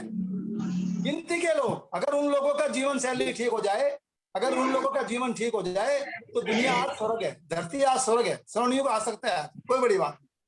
बिल्कुल, 0.5% हो सकता है, 0.5% हो सकता है, जो भी है बहुत कम है ये एक्चुअली। और ये एक तरह का डिक्टेटर ही हो गए, वो तानाशाह बन गए हैं, और कुछ नहीं हो रहा है। ये प्रजातंत्र तो रहा ही नहीं है ना।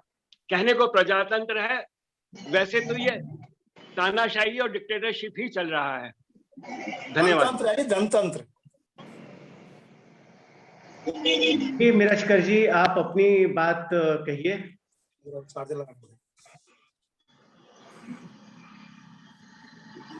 जी, और कोई? मिरजकर जी आप कुछ कहना चाह रहे थे? मिरजकर जी आपकी आवाज नहीं आ पा रही है। तिवारी जी मैं बोल सकता हूँ? आप आदरणीय 2 मिनट उधर से मैं ले लूं, फिर आपके पास आता हूं। मिरजकर जी, गिरीश मुदिगेरे जी। नमस्ते सर जी, सबको नमस्कार। I will try to put it in both English and Hindi as possible. पहले yesterday I was trying to highlight, once I am unmuted, आवाज बहुत ठीक तरह से आ रहा है। अनम्यूट करने के पहले इतना अच्छा नहीं आ रहा था, बहुत धीमे आ रहा था। एक पॉइंट है।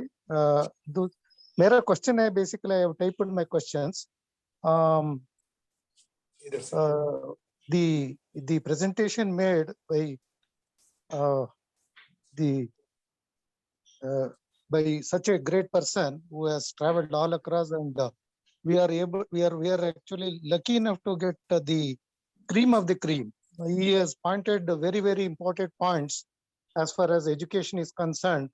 I'm Kud Gulam hai. I'm Kud middleman hai from last 32 years as an engineer. And I'm trapped by this particular system. And last 11 years, I've been working on improvement of cultured education. So I completely agree with Mehman जी, भारत जी, जो शिक्षा के बारे में उनका प्रस्ताव किया है, that we need to work towards improving samskar and make insan, not gulam. So my question is basically, what is the solution? ब्रह्मास्त्र क्या है? अगर एक ब्रह्मास्त्र होता है, can we use that? Or if we use a couple, 3, 4, 5 brahmastra, then what are those 4, 5 brahmastra by which we can correct this world? धन्यवाद जी. जी उत्तर दूं? जी आदरणीय. देखिए, एक बात समझने की है, ये जितनी व्यवस्थाएं बनती है ये मनुष्य के लिए बनती है.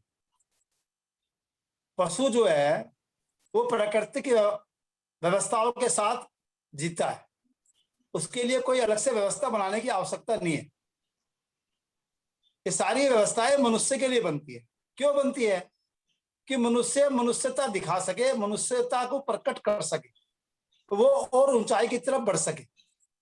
वो मनुष्य के लिए, पशु पक्षी के लिए, पूरी प्रकृति के लिए सहयोगी बन सके, इसलिए व्यवस्थाएं बनती है. उसकी शक्ति का, उसकी ऊर्जा का, उसकी विचार का सदुपयोग हो सके, इसलिए व्यवस्थाएं बनती है. पर आज की जो व्यवस्थाएं हैं, जैसे कि मैंने पहले भी कई बार कहा, आदमी को अपराधी बना रही है. अर्थव्यवस्था क्यों चाहिए, इसके ऊपर एक बहस तो होना. अर्थव्यवस्था का मतलब क्या है? न्याय व्यवस्था का मतलब क्या है? चुनाव व्यवस्था का मतलब क्या है? शिक्षा व्यवस्था का मतलब क्या है? प्रशासनिक व्यवस्था का मतलब क्या है? ये समझ तो बने ना. बस थोप दिया हमारे ऊपर व्यवस्थाएं, और आज इन व्यवस्थाओं ने आदमी को जकड़ लिया. बिल्कुल मेहनत करने वाला, ईमानदार से जीने वाला घुट रहा है, परेशान है, तनाव में, और चोर उचक्के मजे मार रहे हैं, लूटने वाले मजे मार रहे हैं, दलाली देने वाले मजे मार रहे हैं. तो इस व्यवस्थाओं को हमें समझना पड़ेगा और फिर इनको ठीक दिशा देनी पड़ेगी. कुछ दे पाएंगे तो स्वर्ण युग की तरफ बढ़ पाएंगे, नहीं दे पाएंगे तो सपने देखते रह जाएंगे. इतनी बात है मेरी. Mera, I agree with your point, sir. With the last 11 years of my studies, I have found some solutions which I would discuss offline, maybe personally later. With whomever is interested, I have left my contact details also. Definitely appreciate the points that you have highlighted, but all of us, including me, will have to find, or we'll have to try to find solutions for these problems. Thank you, sir. Thank you, Girishi. We'll take it up. Definitely, we'll get in touch with you. Now, Brijesh Mathur ji, please. आप अपना, ब्रिजेश माथुर जी, क्या आप सुन पा रहे हैं?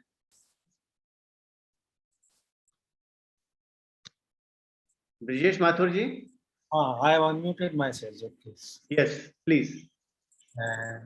So what I wanted to say was that जो pandemic आया है ना, should I speak in English because I see a lot of people who are not so fluent in Hindi. Our guest knows Hindi, so request you to, if you can make it in both the language, Okay. then it will be easier.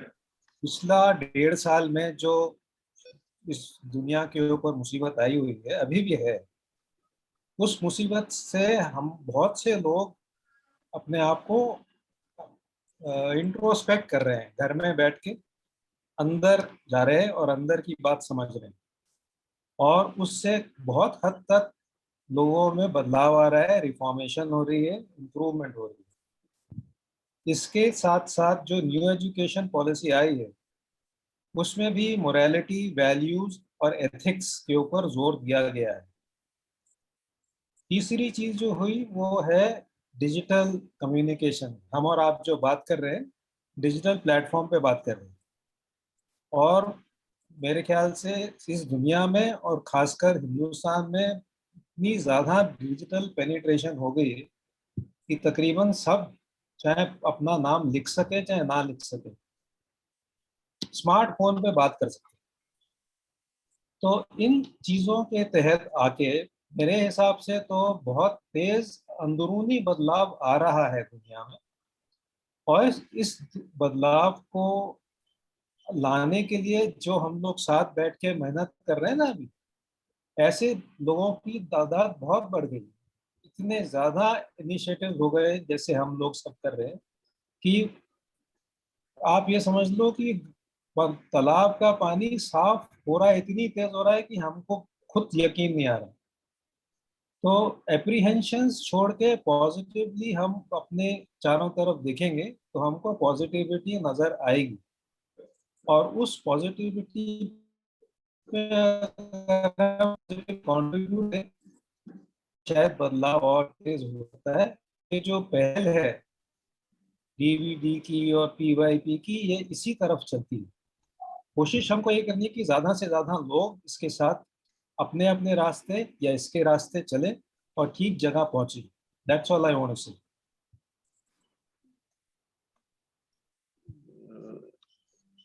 Satyaprakash जी।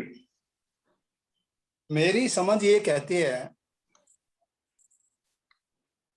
कि जब तक अर्थव्यवस्था में कोई बड़ी समझ विकसित नहीं होती तो आप शिक्षा व्यवस्था में भी कितने ही आदर्शवाद की बात, नैतिकता की बात, मूल्यों की बात करते रहो, कोई मतलब नहीं है। खाली बात करने से नैतिक शिक्षा नहीं दी जाती।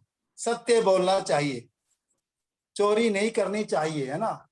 खूब पढ़ाते रहो, खूब पढ़ाते रहो, पर दूसरी तरफ एक तरफ आदमी को 5,000 रुपये महीने गारंटी नहीं, दूसरे तो 2 लाख रुपए महीना मिल रहे, तो चोरी तो होएगी, भ्रष्टाचार तो होएगा, अनैतिकता तो फैलेगी।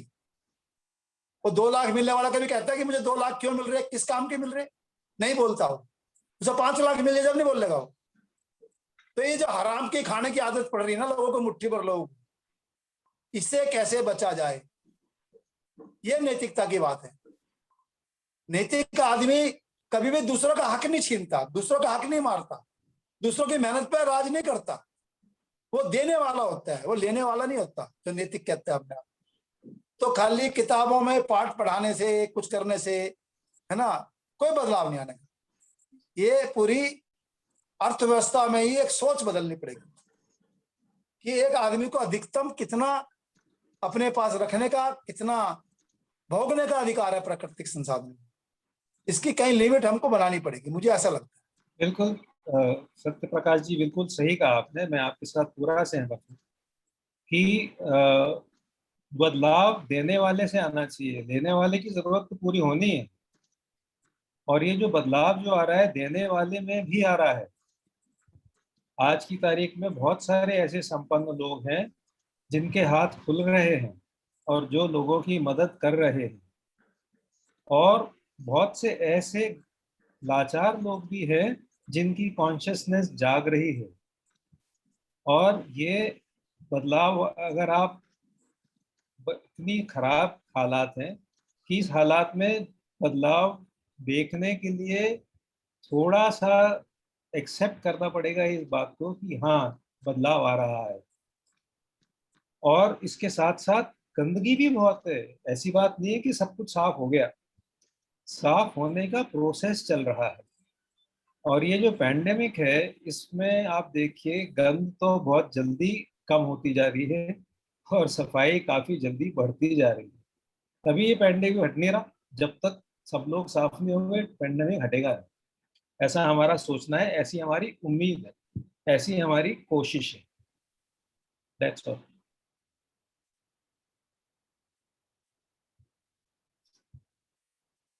अरविंद जी आगे बढ़ाइए बात को।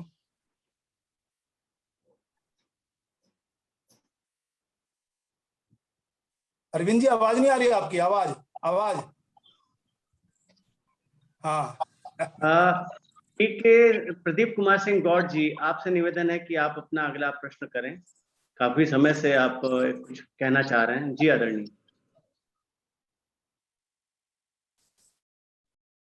तिवारी जी नमस्कार। जी जी प्रणाम।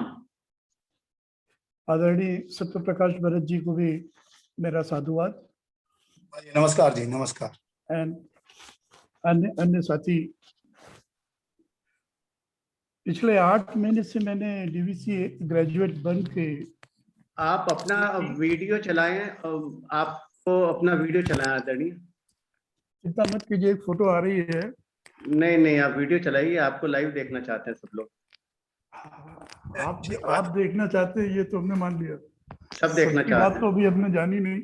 एनीवे मैं कर देता हूँ, कोई सी बात नहीं। जी। गौर साहब का बड़ा सुंदर चेहरा है, इसलिए सब लोग देखना चाह रहे हैं। नहीं होता है यार, सुंदर चेहरा 65 की उम्र में तो होना ही चाहिए ना। क्या हो, विचार सुंदर होने चाहिए भाई। 50 की उम्र में नहीं होता है ना।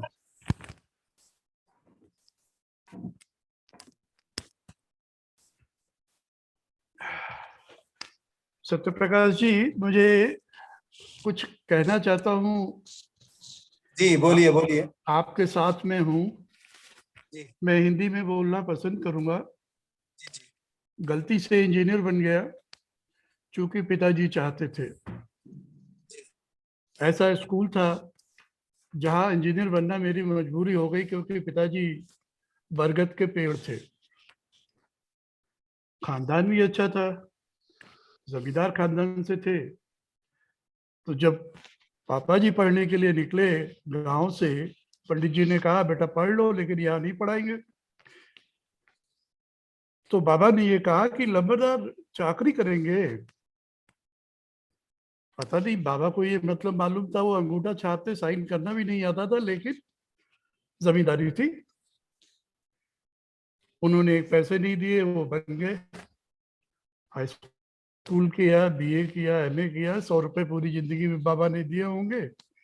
उन्होंने हाई स्कूल किया, बीए किया, एमए किया, डबल एमए किया, Sanskrit and geography, Hindi and mathematics, English. बताने का मतलब ये है कि उस जमाने में भी, बैकाले सिस्टम में भी एक ऐसी व्यवस्था थी, जो करना चाहते थे वो आउटशाइन करते थे। हम व्यवस्था को दोष देकर के अपनी कमी नहीं छुपा सकते। हमको ये समझना चाहिए कि क्या हम ऐसे लोगों को पकड़ने में कामयाब हुए जो सचमुच कुछ करना चाहते हैं, या आप सबकी हाँ में हाँ मिला करके ऐसी पीढ़ी बना रहे हैं जो कहे काम करो पैसे मिलेंगे। और यदि ऐसी बात है, वहां कतों कुछ नहीं। और जब इस फॉर्मूले पर समाज में चलना शुरू कर दिया, तो या तो ये वे लोग थे जो बहुत अच्छी पोजीशन पे थे, या कुछ लोग ऐसे थे जो दबा के रखना है। तो ये कहावत बन गई कि भैया वो तो ये वही करेंगे जो उनको अच्छा लगता है, हम तो ये है, हम तो वो है।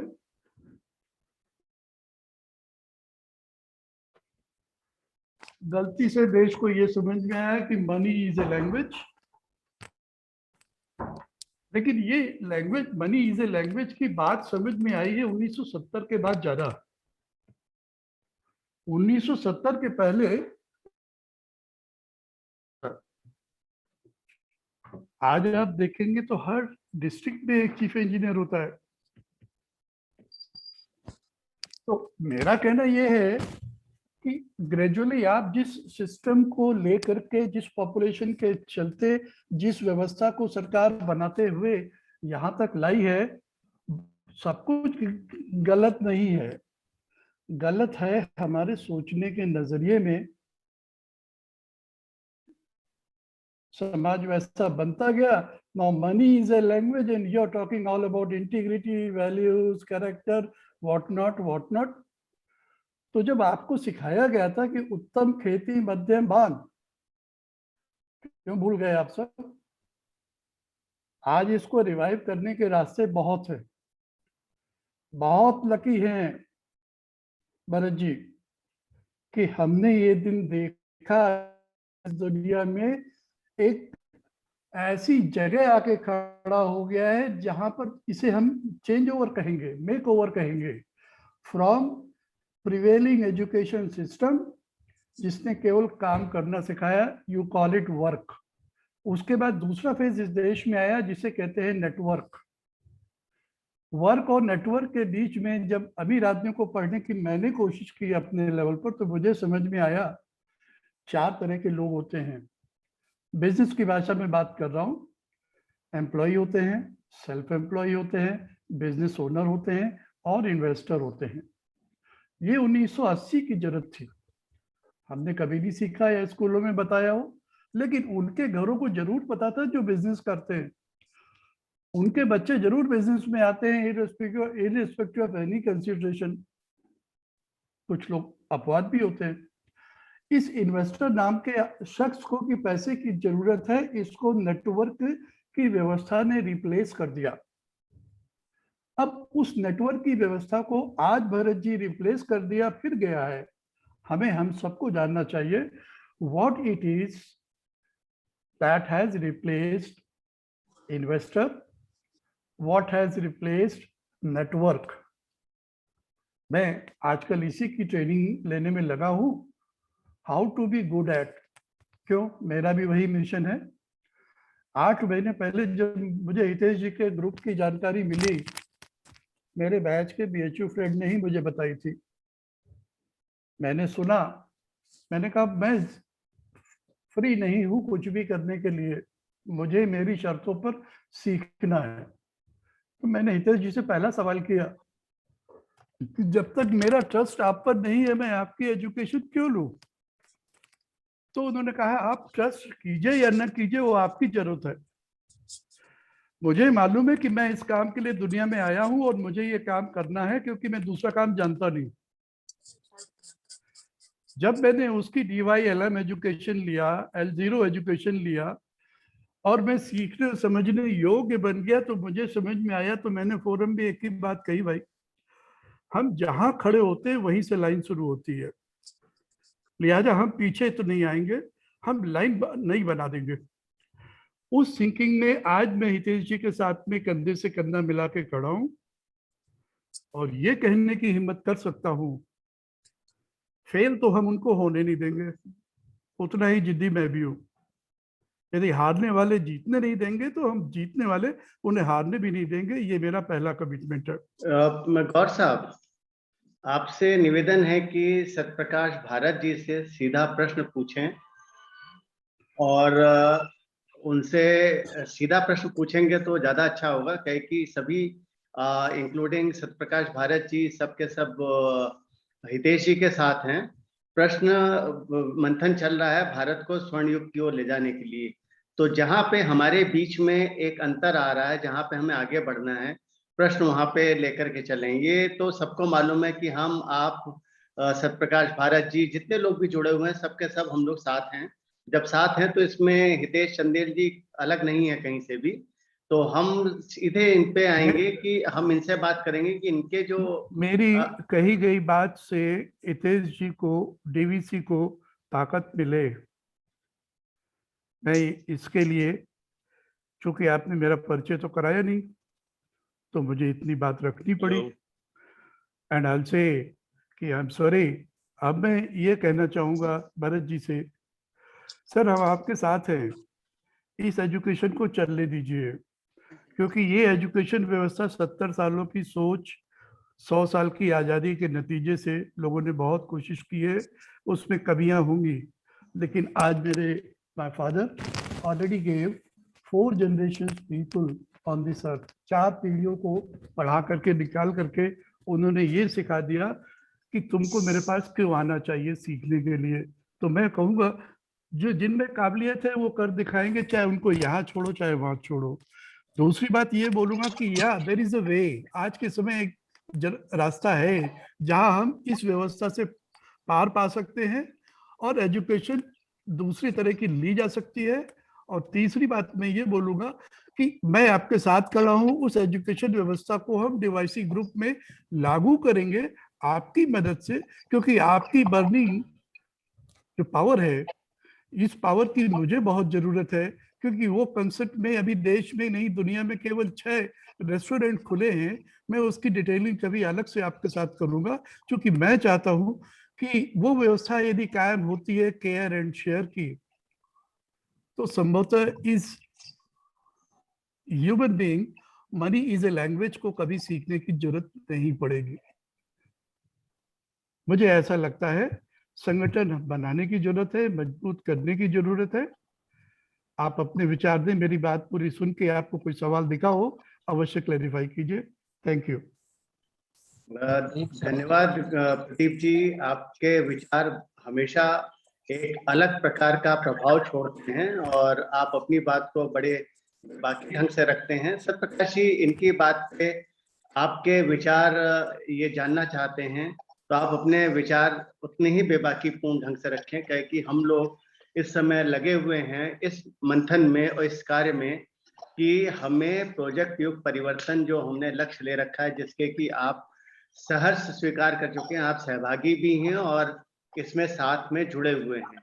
ऐसी स्थिति में जब मंथन होगा, मंथन में बहुत सी ऐसी बातें निकलेंगी जिसमें कई रत्न होंगे, कई ऐसी बातें होंगी जिनको उस मंथन में हटाना पड़ेगा, जिसको कि हम विष का नाम देते हैं। विष का अभिप्राय मैं ये समझता हूँ कि ऐसी बातें जिन्हें हमें उस मंथन से जो निकल रही हैं उसको छोड़ करके आगे बढ़ने के लिए। तो ये जो मंथन है, मुझे लगता है बहुत अच्छी आज गौड़ साहब ने, प्रदीप जी ने बात रखी। IIT से इंजीनियर हैं और काफी अच्छा अलग तरह से उनकी सोच है। उस सोच पे आपका अपनी एक सोच है, वो दोनों का सामंजस्य कहाँ है और दोनों में अंतर कहाँ है, वो आप थोड़ा सा बताएं।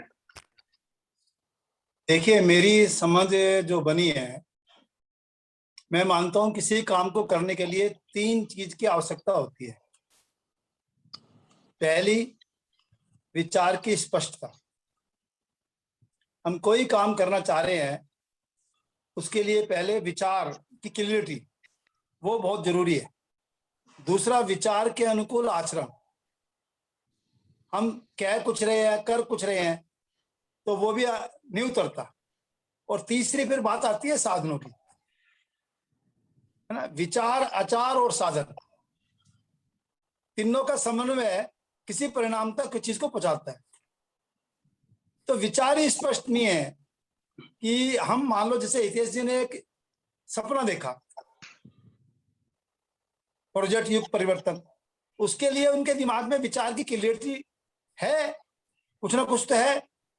उसके अनुकूल आचरण चाहिए और उसके अनुकूल साधन चाहिए।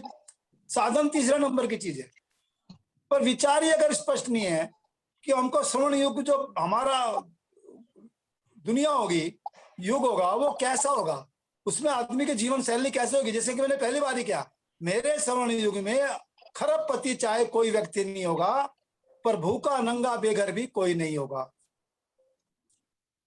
अविश्वास में, तनाव में जीने वाला कोई नहीं होगा। इसको मानता हूं मैं स्वर्ण युग। आज दुनिया में, देश में मुट्ठी भर लोग खरबपति, करोड़ों लोग, 80 करोड़ लोग 4 किलो गेहूं और 2 किलो चावल के लिए भीख मांग रहे, लाइन में खड़े हैं। अब इसको क्या हो, तुम स्वर्ण युग की तरफ चल रहे जी, हम तो मुट्ठी भर लोग देखो खरबपति हो गए, हमारी GDP इतनी बढ़ गई। मुझे ऐसे स्वर्ण युग से कोई लेना देना नहीं। ये स्वर्ण युग बहुत चल लिया और बहुत चलता रहेगा, चल रहा है दुनिया में। तो सपना क्या है आपकी, स्पष्टता क्या है आपकी, सोच क्या है आपकी, इसके ऊपर बहुत कुछ निर्भर करता है। जितनी सोच आपकी मजबूत है और उस तरह के लोग आपके साथ जुड़े हैं, तो निश्चित रूप से आप एक कदम आगे बढ़ रहे हो और वह निश्चित रूप से भविष्य में, आज नहीं तो भविष्य में परिणाम जरूर लाएंगे, क्योंकि विचार ही बहुत बड़ी ताकत होती है, मैं ऐसा मानता हूँ। और विचार के अनुकूल फिर आचरण। बस मुझे इतना ही कहना है इसके। सत्यप्रकाश जी, इसमें एक बात जो निकल के आई थी क्लियर, वो PKS गौर जी ने जो पूछा था, हालांकि अभी प्रवीण जी और माननीय हितेश जी, माननीय प्रवीण जी, माननीय हितेश जी दोनों वेट कर रहे हैं, उनके पास हम जाएंगे। पर बिफोर दैट, एक गौर साहब ने जो स्पष्ट बात पूछी थी कि प्रेजेंट एजुकेशन सिस्टम को चलने दीजिए, ऐसा उन्होंने अपना वक्तव्य दिया था। आपका उस पर क्या कहना है? व्हाट इज योर से ऑन दैट? हाँ, ठीक है। मेरा उसमें कहना यह है कि भावना में, आदर्शवाद में कुछ होता नहीं। एकदम इस प्रेजेंट सिस्टम को हम रोक भी नहीं सकते, ठीक है। इसमें सचमुच कुछ पक्ष तो है, उन पक्षों को समझ के इसमें क्या और जुड़ना है, उसकी तरफ ध्यान देना चाहिए। इसमें मूल्य जुड़ने हैं, इसमें इंसानियत के पहलू जुड़ने हैं, है ना। इसमें उन पक्षों को जोड़ दीजिए तो देखिए चीजें अपने आप बदल जाएंगी। आज हमारी ऊर्जा सिर्फ पैकेज की तरफ भाग रही है। आज हमारी ऊर्जा सिर्फ ये समझ ले कि इससे हमें परिवार, समाज और इंसानियत को जिंदा करना है, पूरी प्रकृति को खिलाना है। अगर हमारी ऊर्जा का टर्न हो जाए थोड़ा सा सोच के साथ, हमारी सोच में अंतर हो जाए तो दुनिया बदल जाएगी दूसरी तरफ। तो एकदम सबको मिटाने की जरूरत नहीं है, पर इसमें मूल रूप से कुछ मौलिक चीजें, मौलिक विचारधारा को जोड़ने की आवश्यकता है, जिससे कि इसकी पूरी दिशा ही बदल जाए, मेरे ख्याल से जो दिशा बदल जाए, उत्पादन की दिशा बदल जाए। अभी उत्पादन हम किस लिए कर रहे हैं? अरबपति बनने के लिए, खरबपति बनने के लिए। अभी उत्पादन हम किस लिए करेंगे? कि दुनिया में कोई भूखा नंगा नहीं रहे, सबको सुख मिले, सबको शांति मिले, सबको अनाज मिले, सबको भोजन मिले, है ना। ये सोच बदल दो, सोच बदलती तो दुनिया बदल गई, और क्या चाहिए। बहुत सुंदर। अरविंद जी ने कहा ही था कि बीच का एक सामंजस्य का बिंदु मिले। अरविंद जी, प्रवीण जी और हितेश जी इंतजार कर रहे हैं आपकी, और क्या आप किसे मौका देना चाहेंगे? नहीं नहीं नहीं, बिल्कुल नहीं, दोनों लोगों को ही मौका है। पहले मैं ये चाहता हूं कि प्रवीण जी अपनी बात रखें, और प्रवीण जी के बाद फिर मैं हितेश जी से कहूंगा वो अपनी बात रखें। प्रवीण जी पहले आप अपनी बात रखें, कहे कि हितेश जी से बहुत सारे इस चीज पे जो आज बात हुई है, एक बहुत गहन मंथन का विषय आ गया है, जिसपे कि हितेश जी से अगर बाद में बात करी जाए तो वो ज्यादा लाभप्रद होगा पूरे समूह के लिए, मेरा व्यक्तिगत मानना है। अगर आप लोग इस चीज से सहमत हो तो पहले हम प्रवीण मेहरा जी से चाहेंगे वो अपनी बात को रखें। प्रवीण जी। सर, आप मुझे देख नहीं पाएंगे क्योंकि मुझे अनुमति नहीं है अपने आप को दिखाने की। आदरणीय, आपको अभी अनुमति दे दी जाती है, आपको कैसे अनुमति नहीं मिलेगी? आप लीजिए, आपको अनुमति है, आप, हम देख पा रहे हैं, अब आप देख सकते हैं। नहीं देख पा रहे जी अभी? जी देखेंगे, हम देखना चाहते हैं आपको। जी शायद अब आ गया। हाँ जी, प्रणाम भरत जी। पहले तो फोटो नहीं आएगी आपकी? हाँ जी, पहले तो आपसे बहुत प्रभावित हूँ मैं, आपने जिस बेबाकी से अपने विचार रखे उस समिट में भी और आज भी, तो कहीं ना कहीं तो रेवोल्यूशनरी थॉट जरूरी है इग्नाइट करने के लिए। एक चिंगारी चाहिए कि एक हम लोगों को लगे कि आधुनिक जो एजुकेशन सिस्टम है, मुझे लगता है कि एजुकेशन सिस्टम से ही रिफॉर्म आएंगे। ये जो एक पीढ़ी, हम पूरी एक पीढ़ी, दो पीढ़ी, तीन पीढ़ी जो हम ऐसे बड़े हैं जैसे कि पैसा कमाना ही हमारा जीवन का उद्देश्य है। या तो नौकरी पा जाएं, या धंधा या इंडस्ट्री स्टार्ट करें और पैसा कमाएं, मकान बनाएं, और ये चीजें हमें सुख सुविधा देंगी। और इतनी पीढ़ियों ने ये जान लिया, अब मैं 50 पार जान लिया कि इन चीजों से एक कंफर्ट तो हो सकता है, लेकिन एक वैचारिक लेवल पे एक संतोष नहीं है। तो ये अगर बचपन में ही समझ आ जाए तो शायद उसके हिसाब से बच्चा जो है अपनी तैयारी करे लाइफ को फेस करने के लिए, और लाइफ भी उसके लिए कुछ प्रस्तुत करे। ऐसा नहीं कि बच्चा तो सोच लेगा कि मैं डिफरेंटली बड़ा हूं, लेकिन आगे लाइफ भी तो उसको प्रस्तुत करे ना, अपॉर्चुनिटीज, कि हम कैसे फिर अपने आप को बैलेंस करें कि सोसाइटी भी बदले, हमारा जो जॉब मार्केट है या जो जैसा इंडस्ट्रियलाइजेशन जैसे चल रहा है ये भी बदले, और बच्चे को एक पूर्ण रूप से विकास करने का होलिस्टिक एजुकेशन मिले सब तरफ से, जिसमें कि मानसिक, वैचारिक, आध्यात्मिक।